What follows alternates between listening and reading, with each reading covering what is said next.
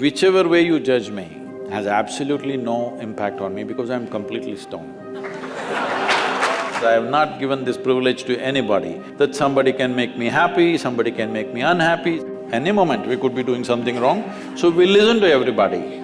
But what they say will not determine how I am.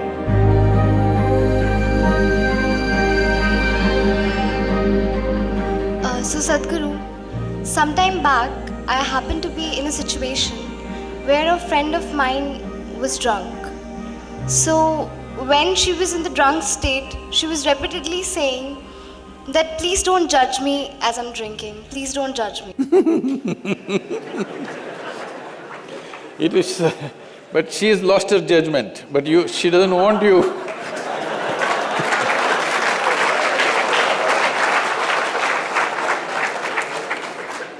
So my question is, whether it is alcohol or not, in life, why are we so apprehensive about being judged by others? And how can we not let this come on our way of being happy?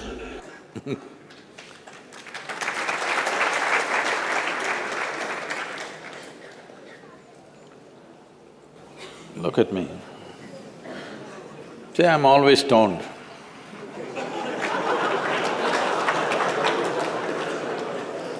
Never touched a substance, but always stoned. You can judge me whichever way you want.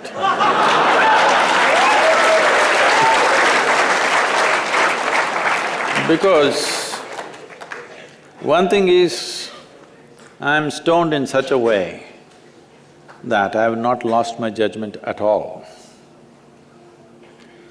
And at the same time, whichever way you judge me has absolutely no impact on me because I'm completely stoned.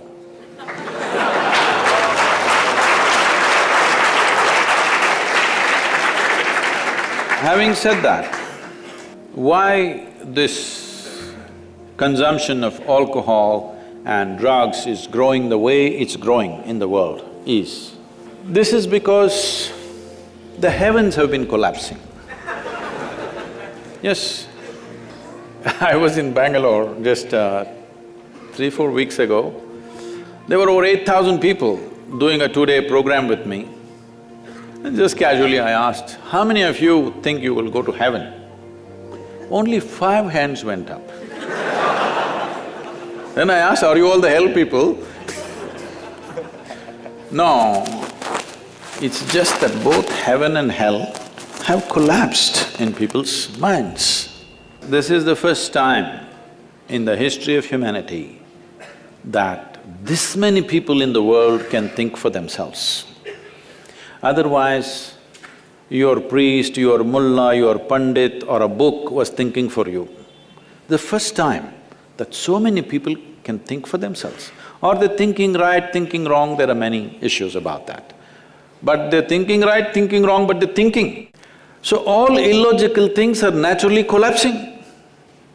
Still, this generation has not fully walked away from it, still there is fear. They can't openly say, there's no goddamn hell or heaven. They're still fearful about it, but they're trying to make a little heaven for themselves here. So, hey, wait. So naturally, when they're not able to do it for themselves out of their own intelligence, they will fall back on chemicals. Today, just to take very affluent societies, because every society is aspiring to be like that, let's say you take United States, which is the most affluent nation on the planet right now.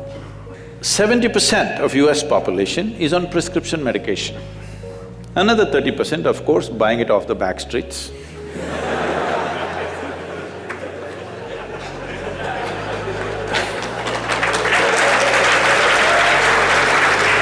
Most affluent nation, obviously affluence is not working. To be healthful, you need chemicals. To be joyful, you need chemicals. To be peaceful, you need chemicals. To be ecstatic, of course, that is ecstasy. So, I'm not even looking at it morally. It's never a moral issue for me. If 90% of this population right now is on chemicals, believe me, the next generation that we produce will be a generation which is much less than us. If we produce a next generation less than ourselves, we have committed a crime against humanity, because the next generation must be at least one step ahead of us, otherwise we've lost it. We've lost the entire process of civilization when we produce a next generation which is actually less than us. So, we are heading towards this rapidly. Unless we teach individual human beings how to simply sit here and be blissed out. Stoned enough or no? Just look at me.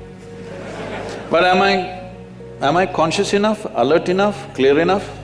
If there was a way to intoxicate yourself without losing your judgment, without losing your awareness, without losing your intelligence, it's a great thing. Intoxication is a fantastic thing. Only problem is, it takes away your judgment, it takes away your intelligence, incapacitates you. That is the problem, isn't it? Is it true?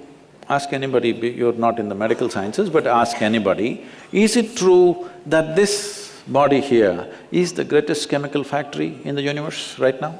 The universe that we know at least? Only problem is you're a lousy manager. If you know how to manage this, you would be like me, always blissed out. Anybody can say what they want, anybody can do what they want. This is like this only. Because I have not given this privilege to anybody, that somebody can make me happy, somebody can make me unhappy, somebody can make me miserable. Right now, you are a consequence of other people's opinions. Where do you plan to go like this? Anybody can ruin you. You went outside, somebody told you, Shreya, you are the most wonderful human being we have seen. Then you were floating on that cloud, what number? What number? 9. Oh, in South we do 11. You were floating on cloud whatever number, and you came home, people at home told you who you really are. And the cloud will crash. No. It's very important that neither this way or that way, we listen to everybody because we could be doing something wrong. Hello? Any moment we could be doing something wrong, so we listen to everybody. But what they say will not determine how I am. Never, ever. This you must fix and you must tell your friend when she's not drunk. Because otherwise she won't understand.